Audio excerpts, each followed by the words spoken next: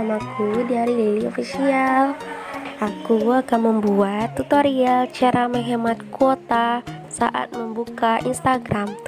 Jadi terlebih dahulu jangan lupa like, comment, share, dan subscribe ya guys. Kalau sudah, langsung ke tutorialnya. Kita buka aplikasi Instagram ya guys.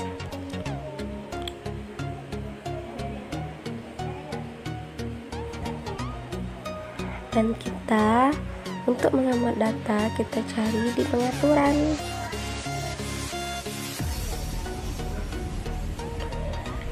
Dan ada pengaturannya di bawah ya guys. Kita ambil akun, penggunaan data seluler, dan hidupkan penghemat data yang ada di sini. Kita pilih resolusinya wifi saja ya guys, bagi yang kuotanya tidak ada.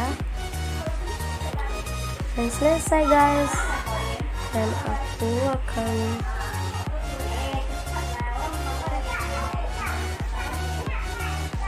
sekian dulu tutorial pada hari ini. Kalau ada kata yang salah mohon dimaafkan.